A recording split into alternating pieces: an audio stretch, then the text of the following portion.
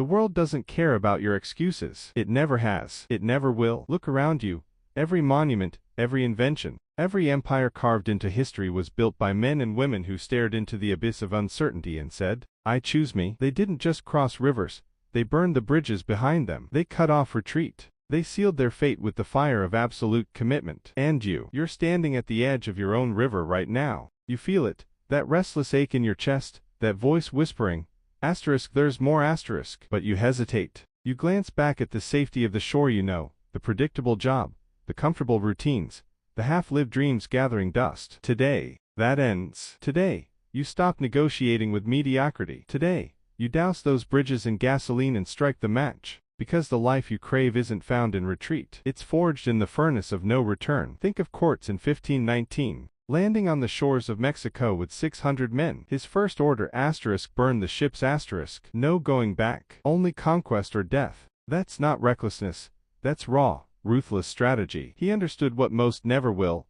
Asterisk, the human mind is a master saboteur asterisk. It clings to escape routes like a lifeline. It whispers, play it safe. Retreat if it gets hard. And so we tiptoe toward greatness. 1 foot in the future, 1 foot in the past. We build bridges to nowhere and wonder why we're stuck. But true power, the kind that built Carnegie's steel empire and Edison's 1,000 inventions, is born in the moment you annihilate Plan B. When you declare, this asterisk is asterisk the way, you activate a force older than civilization itself. The universe doesn't reward the cautious. It obeys the obsessed. So let's talk about obsession. Not the hollow daydreams you scroll through at midnight, but the white-hot, single-minded focus that turns coal into diamond. Henry Ford didn't try to revolutionize industry. He became a man possessed. When engineers told him the V8 engine was impossible, he didn't nod and compromise. He burned the bridge of conventional wisdom and said, build it. For 2 years, they failed. But Ford's bridges were ash. There was no retreat to good enough. And in that pressure cooker of no alternatives,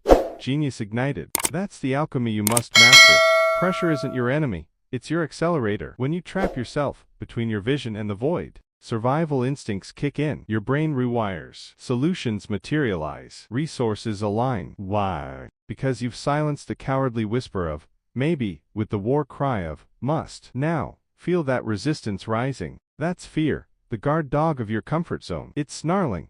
What if you fail? What if they laugh? Good. Let it bark. Let it howl. Fear is the compass pointing to where you asterisk must asterisk go. Every giant felt it. Lincoln faced bankruptcy, nervous breakdowns, and a dozen election losses before the presidency. Disney slept in his office, surviving on cold beans while critics called his cartoons a fool's dream. But they didn't just tolerate fear. They weaponized it. They let it fuel their resolve. See, courage isn't the absence of fear, it's the verdict that your purpose matters more. So when your hands shake, grip the wheel tighter. When doubt screams, scream back louder. Asterisk, I burn bridges. I don't build them asterisk. This is where most fail, not in ability, but in allegiance. They pledge loyalty to a dream but keep a secret pact with the past. They quit diets on day 3, abandon startups at the first setback, drift from relationships when vulnerability hits. Why? Because their bridges are intact. Retreat is easy. But what if you demolished every exit? What if you stood before the world and declared,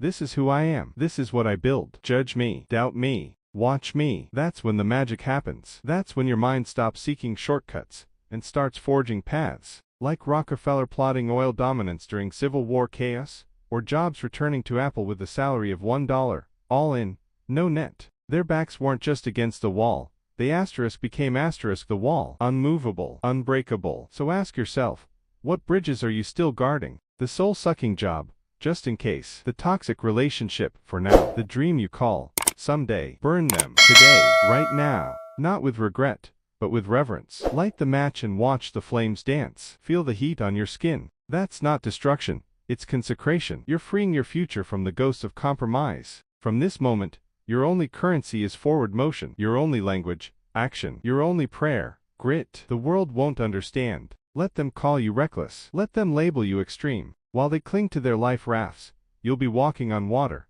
because you chose to sink the boats. Now, with the bridges gone, something extraordinary happens. Clarity explodes like a supernova. No more mental energy wasted on exit strategies. All focus funnels into creation. Your vision sharpens. Details emerge. Opportunities materialize. It's not luck, it's physics. Energy flows where attention goes. When Andrew Carnegie vowed to dominate steel, he didn't dabble. He devoured every patent, every process, every rival's move. His obsession became a gravitational field pulling success toward him. That's your task now. Narrow your gaze until the world fades. Until your goal isn't just a target, it's your oxygen. Breathe it in. Let it scorch your lungs. Because obsession isn't a trait reserved for special people. It's a choice you make when you have nowhere else to look but ahead. But vision without execution is hallucination. This is where discipline enters, not as a jailer, but as your liberator. Discipline is the architect of your new life. It lays the bricks while inspiration sleeps. It shows up when motivation hides.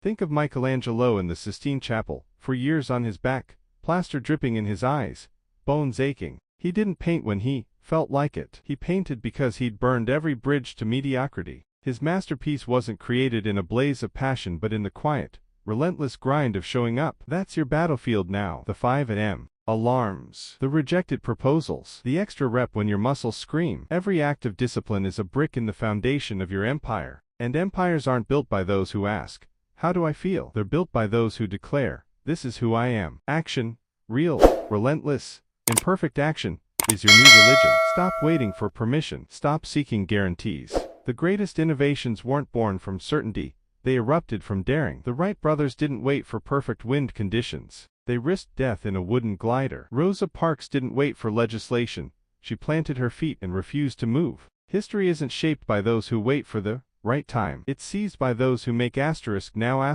the only time. So move, stumble, fall, but keep moving. Every step forward is a funeral for doubt. Every attempt, a monument to courage. And momentum. It's not a result, it's a ritual. You build it by doing the work even when the world sleeps, even when critics jeer, even when your own heart trembles. Yet here's the secret the gurus won't tell you. Building your life demands more than brute force. It requires gratitude, the atomic power of the soul. Gratitude isn't passive, it's prophetic. When you anchor your heart in thankfulness, you attune to abundance. Rockefeller, the richest man in history, credited his success to a simple habit, daily gratitude journaling. Even in chaos, he listed blessings. Why? Because gratitude rewires lack into leverage. It transforms obstacles into opportunities. That setback, it's not a stop sign, it's a detour to something greater. That failure, not a tombstone, but fertile soil. So when storms hit, and they will, don't curse the rain, thank it for clearing the air. Don't resent the climb,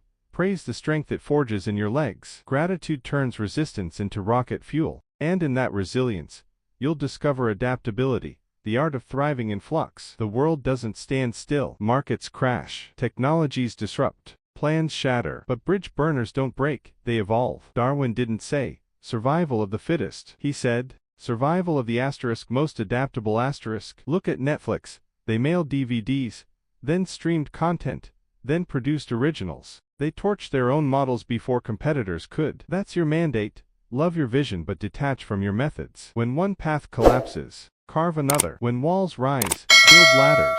Flexibility isn't betrayal, it's brilliance. It's how Lincoln pivoted from losing senator to immortal president. How Disney jumped from bankruptcy to building Disneyland. They didn't cling to sinking ships, they swam toward new horizons. Now, let's speak of learning, the oxygen of reinvention. Burning bridges doesn't mean ignoring wisdom, it means devouring it. Every master was once a disaster. Einstein failed math. Oprah was fired from TV. J.K. Rowling lived on welfare. But they became relentless students of their craft. They dissected failure, mined it for lessons, and rebuilt smarter. That's your laboratory now. Every no is data. Every flaw is feedback. Every critic is a professor. So study relentlessly. Read biographies like battle plans. Analyze industries like chessboards. Knowledge isn't power. Applied knowledge is. And in this digital age, ignorance is a choice you can't afford. The library of human achievement is at your fingertips. Plunder it. But above all, guard your mind, the ultimate battleground.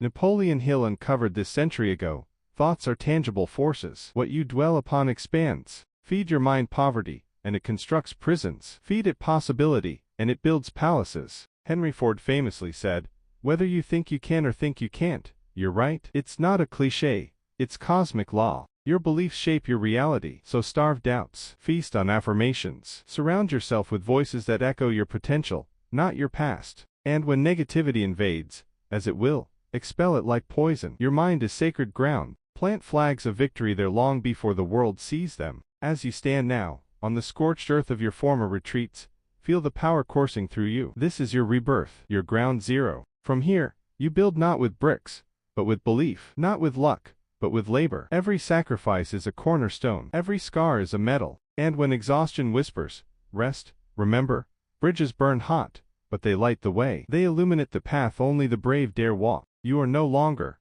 who you were. You are a creator, a conqueror, a force of nature. So build boldly, build relentlessly. Build as if your life depends on it, because it does. The world is waiting for your monument. Lay the first stone now.